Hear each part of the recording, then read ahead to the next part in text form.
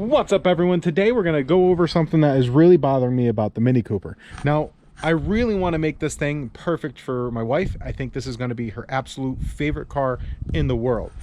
This is her particular favorite body style of the Mini Cooper, and she absolutely loves this car. Now, the big issue we have is the other day there was water sitting in the footwell, and you guessed it, it's there again. Now, originally I thought maybe it was just because the window cracked a little bit because the battery died, but the battery's no good. So I've had this thing on a trickle charge trying to get it back up, and the windows were completely sealed. And there's still water in it. I've gone through and I'm trying to find, there's no sign of the sunroof leaking, and there's an awful lot of water in there. So I can't pinpoint where it is. I don't see any spot where it would be intruding into the interior of the vehicle over here. So I'm going to pose a question to you guys. I've never worked on a Mini Cooper. Heck, I didn't even know how to open the hood on this thing because the hood latch is on the passenger side. So if you guys could tell me why I'm constantly getting water inside here and what would have changed to all of a sudden make it start happening, because it didn't happen before. The other thing is we have more problems with it. I now know why people told me to not buy it and run from it. Every time I fix something, something else fails. So we're gonna have to go through this thing as like an absolute fine-tooth comb, or get a really good donor, because the fuel pump has worked fine ever since we replaced it, and then very shortly after we replaced it, we had a very similar problem to what originally happened. This time though, I've narrowed it down to the check valve allowing the fuel to flow backwards. So before, it was the damage from it being yarned out. That doesn't seem to be giving me a problem anymore. Now it's just after that. So we're gonna have to replace the check valve in this. The engine still runs great, so I don't know, maybe a parts car is a little preemptive, but it's always good to have parts cars for cars, especially ones where all the parts are really, really expensive like this. The other thing is we really need to eventually, when we sort everything out, pull it back apart and get it painted. My wife would like this thing a nice pink color, and I think that would be really cool, like a Hot Wheels color. And this just, I really, I think this might be my money pit. So I may not be a Jetta guy or a Volkswagen guy, but I do have to say I really do like this thing, and it is very, very comfortable. I can't believe just how ridiculous, like the amount of space you have in this thing. Storing oil, because my BMW burns oil, like all BMWs do. But other than I have the packet thing to keep the moisture out of the air, which is probably why the leather seats haven't gotten mold or anything on them, because those are huge packets. But the amount of space in this car is outrageous, completely outrageous. I'm not the biggest fan of this thing here, but it is pretty cool. It's a very neat vehicle. I don't remember where this came off of. I think it's off the back. I don't know. So we do have a lot of work to eventually get done on this. I was kind of hoping for springtime, or once the weather gets a little bit warmer, but we really need to kind of pinpoint where that water is coming from, and I really am beside myself. We will have to pull the carpet back out of this now, because I guess there's some electronics right there, and that's not good. One, to have water on them, and two, for it to be frozen. So yeah, guys. I mean, I all the electronics work. I don't have any electrical problems, which, it being a British car, technically a German car, so maybe that's why there's no electrical problems. But yeah, guys, if you guys could tell me why that thing is leaking like a son of a gun, that'd be wonderful. Also, I accidentally broke the temperature thing, so I gotta, I think it's fine. I just have to put pins in it, but I've put it right there so I don't lose it. So I'm gonna let this thing sit open and allow it to air out. Not that it's going to, but yeah, I can't see why,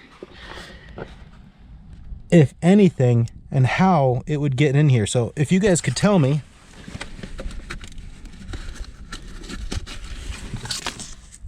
I mean, there's that, but I don't see how that would actually translate to filling the cabin up.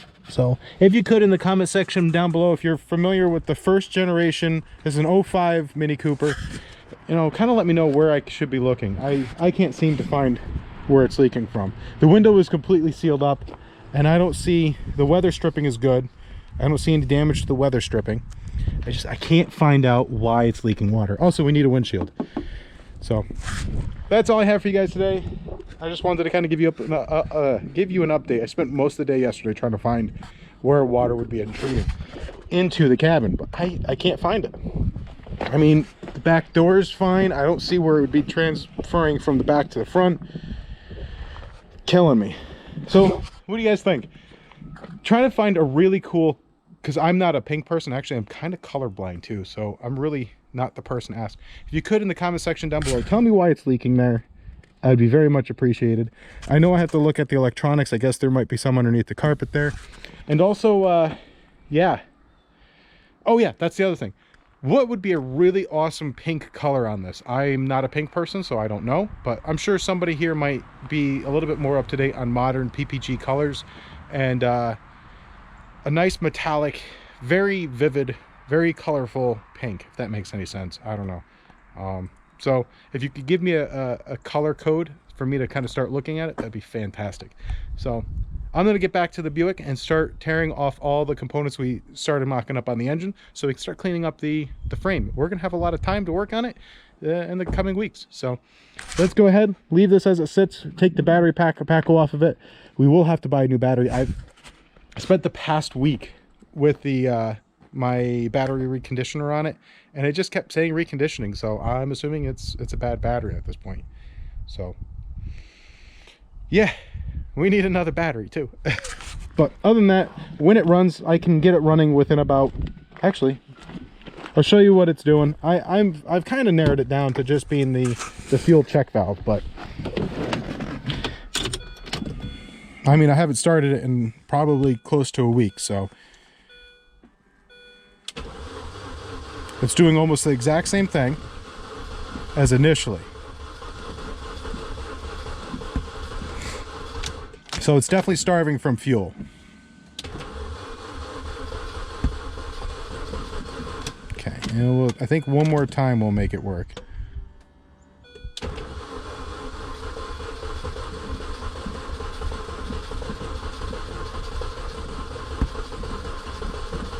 All right, maybe one more time. Let's see. Oh, I need to throw my battery pack on charger. She's starting to get dead.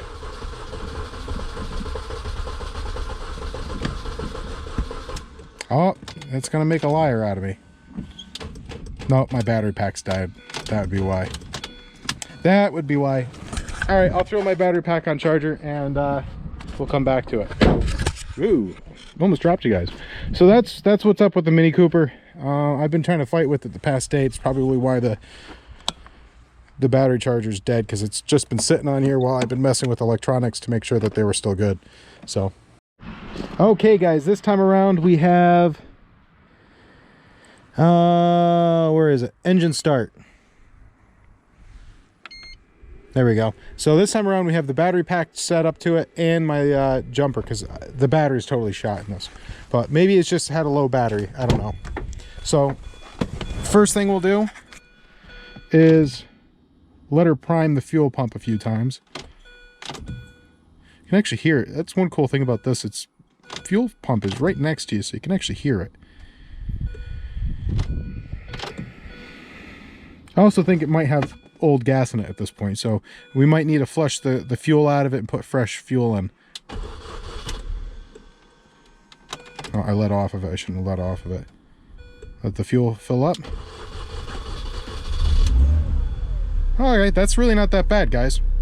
So I think we might have the check valve, because it seems like once I pressurize the fuel line, it doesn't have an issue. Maybe I'll have to replace the fuel filter, and at that point I probably should replace the fuel lines that were damaged. So I mean, they seem to be holding where I repaired it with the gasket material, and that gasket material won't be broken down by fuel. So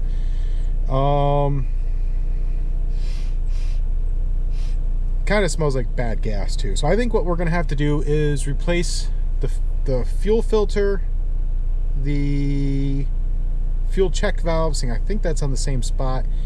Windshield needs to be replaced badly. That's a really nasty crack in it right there. It goes all the way over to there. I don't know how well you guys can see it on there, but so we need to replace the fuel line, well, fuel lines that were damaged, might as well.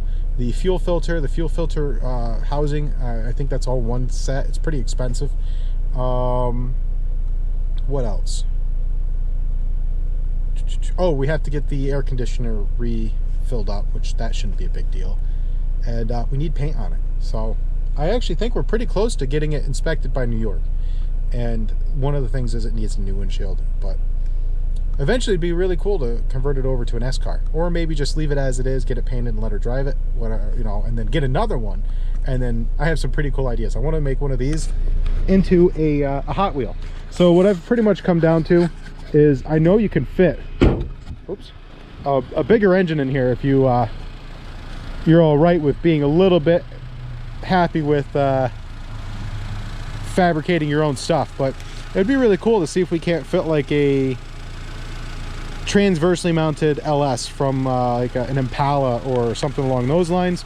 Or one other idea I had was doing a mid-engine conversion, but I don't think that will really work. The wheels are so far back, but it would be really cool to do a mid-engine race car, you know, have it all like Hot Wheels. I think these remind me of Hot Wheels. That's probably why I actually, ooh, almost fell over there. Why I kind of started really liking this car, other than the fact that it has a lot of room. So I think we just needed a little bit more juice. So we'll definitely need to get a new battery on here.